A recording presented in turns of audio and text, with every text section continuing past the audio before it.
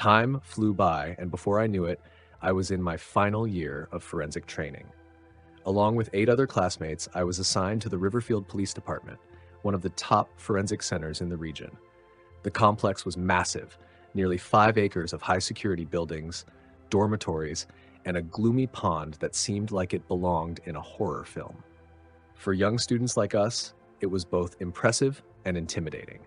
The morgue was a place of nightmares. Endless rows of industrial freezers, the cold seeping into our bones, the air heavy with the scent of disinfectant and death. The caretaker, Mr. Johnson, was an elderly man who welcomed us with a smile that somehow made the place feel even creepier. When he asked if we were scared, I tried to act tough, but deep down, the place was terrifying. Compared to my earlier training in a small county lab, the workload here was relentless. Every day we investigated multiple suspicious deaths and performed at least one full autopsy. My life shrank down to just 4 places: my dorm, the cafeteria, the autopsy room, and the crime scenes. Weeks blurred into each other, every day a cycle of death and dissection. One morning, it was my turn to be on call with Officer Mark Thompson, a man known for solving some of the city's toughest cases. Tall and lean, he had a piercing gaze and a quiet intensity that demanded respect. Rumor had it he'd cracked cases no one else could. Sitting with him that morning, I half joked, "Man, I wish something exciting would happen." He raised an eyebrow. "You really shouldn't say things like that." Before I could reply, his phone rang. His expression changed instantly. "They've found human remains floating in Maple River."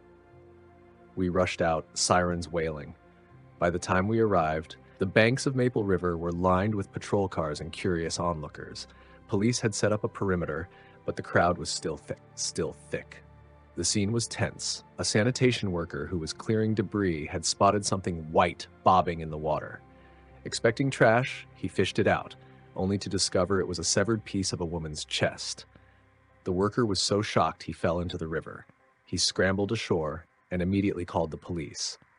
Soon, the river was swarming with boats and divers searching desperately for more remains, but the wide, murky waters offered little hope.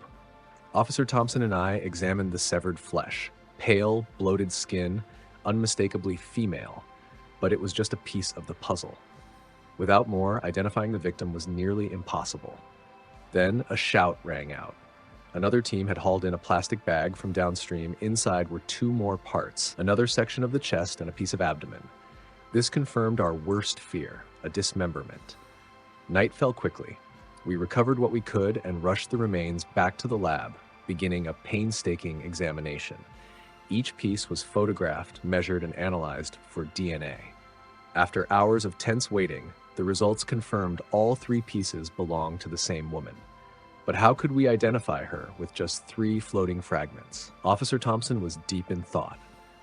Then he looked toward the 10 young women who had tragically died in a bus accident earlier that morning, all students from a local hospitality school on their way to start internships.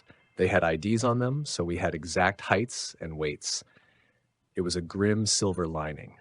We measured distances between anatomical landmarks on each of these girls' bodies, comparing them to their documented heights, and calculated an average ratio. Using this data, we estimated our unknown victim was about 5.3 tall, 105 pounds, in her early 20s, with a distinctive small red mole on her chest. Armed with these details, the Riverfield police issued an alert citywide. A few days later, an elderly couple came forward, distraught. Their daughter, Emily Parker, 24, 5'4", had been missing. DNA testing confirmed their worst nightmare. The remains belonged to Emily. Suspicion immediately fell on her husband, Thomas Parker.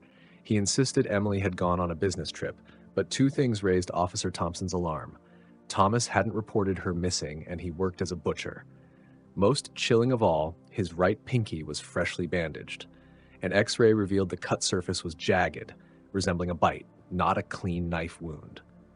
Searching the Parker home revealed a chilling sight: a backyard slaughterhouse covered in blood and animal remains, impossible to distinguish from human traces. We collected hundreds of samples, but it felt like searching for a needle in a haystack. Standing by the stagnant pond in the backyard, Officer Thompson's eyes narrowed. If he couldn't get rid of the entire body at once, where would he hide what was left? He looked at the pond. That's where I'd put it. Within hours, fire trucks pumped out the water. By late afternoon, the muddy bottom emerged, and there it was, a large trash bag stuck in the silt. I pulled it out. Inside was nearly a complete human skeleton, stripped of flesh, but one organ remained, the stomach. Thompson carefully opened it and found something shocking, a severed pinky finger. DNA proved it was Thomas's own finger, bitten off during a struggle with Emily. That, combined with the scene and the scattered remains, formed an airtight case. Cornered, Thomas finally confessed. He suspected Emily of cheating, and after a heated argument, he lost control. Using his butchering skills, he dismembered her and tried to hide the pieces across the city. That night, Thompson and I sat silently in the morgue's break room, nursing mugs of coffee instead of beer.